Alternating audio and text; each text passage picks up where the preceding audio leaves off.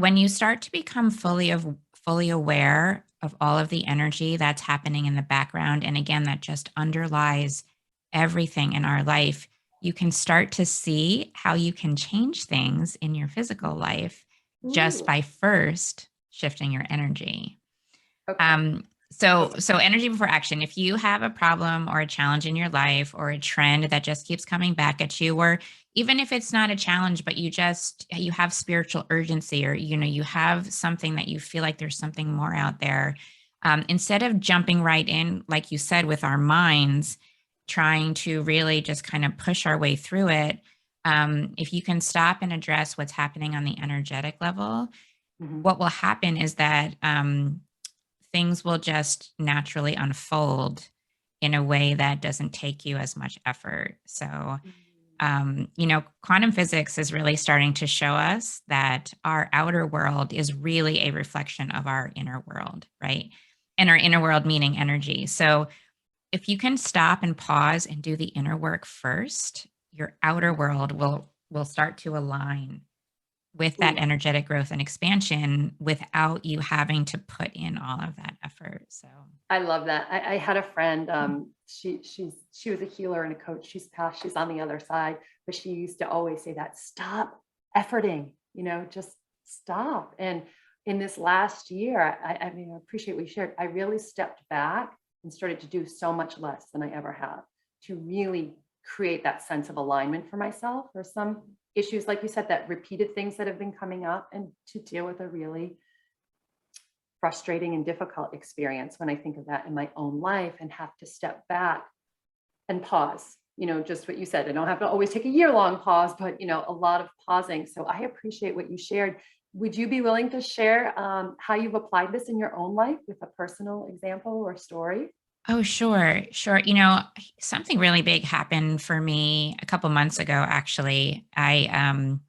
We had to move, Okay. and we live in San Francisco, and which is Oh, a lovely place to live, but the real estate market here is crazy. And in fact, we moved here for work, didn't think we would stay, and we were renting, and mhm, it's just really hard to buy a home here. I mean, it's mhm, just a crazy, crazy market. So, um, and we were living in a really great place where our kids were best friends with the kids next door, and it was a really nice setup. Except our landlord was in a power struggle with us, and she was intrusive. She was rude. She was mm, very controlling of our actions. She would sometimes sit in her car outside of our house. I mean, it was weird, but in our last couple months there, her harassment went to a different level, to the point mhm. where um, I didn't feel safe there anymore.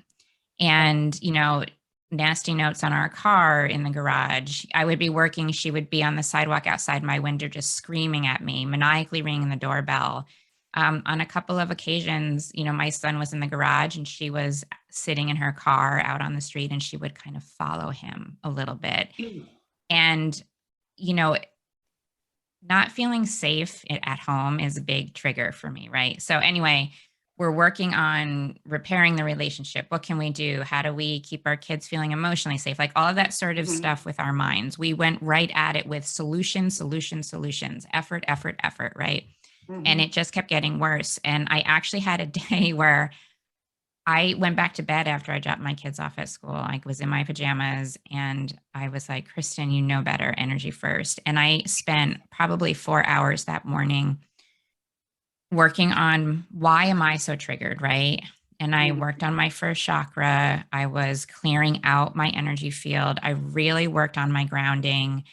And then looked at my soul contract with this other woman, knowing that mm, she's not a bad person, but we have a soul contract with each other that is really starting to slap us in the face, right?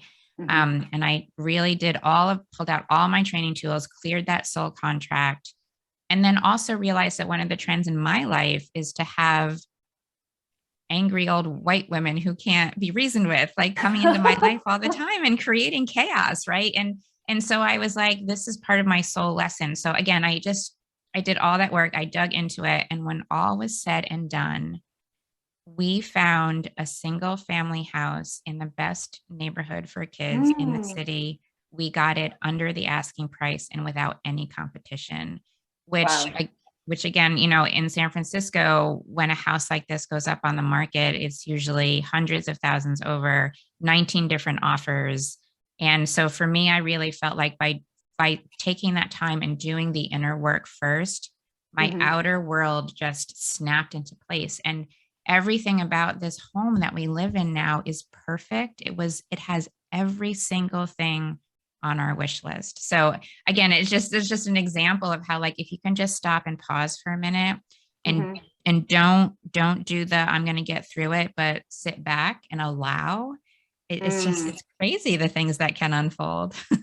I love that story on so many levels, and I'm very happy for you for one for finding a safe place that you love with your family. But I also sell real estate part time, so I know it is so hard to find houses in certain cities throughout the whole country right now. But like cities like San Francisco or Boston, where I am, where there's a lot of tech and a lot of jobs, it's really competitive. And when listening to you, it reminded me of a story I just heard a couple of weeks ago from a realtor who was my realtor. I can't sell my own house. She sold mine. And about it aligns with some of this work and even the work that I do. Like I have a fire and ice process, and part of it, the I is for intention, right? So it's that stepping back and setting an intention without maybe some of the attachment. And her story, she had a client that was looking to ironically move near the beach, but the only way they wouldn't move to whatever town it was if they found a house in their current town on a very specific street. And that was their intention. I don't know them or much more of the story. Well, a house on that street, not just any house, opened up for sale. Somehow the realtor connected with another realtor and like, yes, I do know someone who might be interested in it. And it was this couple who was going to move away the house they'd been eyeing for a couple of years. And same thing, multiple offer situations all over the place. And without going on the market, they ended up negotiating that house. And so I think like having an intention and being open and allowing is so important, because when we think we can't, like energetically, it closes all the doors, right?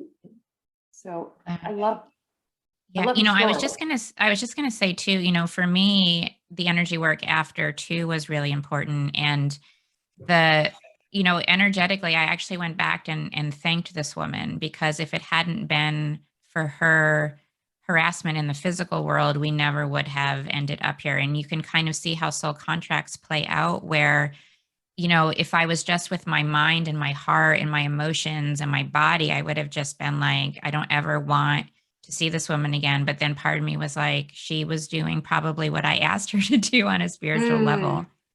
So, but So I just want to say too, energy before action. If anyone wants to try this out, my biggest like woohoo's are travel, and I will tell you, the mm, energy world will support you. I can't tell you how many times I've like been bumped to first class or walked into the airport just in time to catch an earlier standby flight in first class. I mean, there's when you really sit and say like, I'm just going to allow the energy support in traveling is also pretty fantastic. ooh, I love that. I'm going to work on that more. I don't use it with travel as much, but I'm going to start traveling more. So I'm going to work on that. But I want to ask you, because it is such a beautiful story in both of them and how these things unfold. But some of us sometimes have a lot of resistance, right? And I feel like I could be the queen of resistance. I've been a slow study.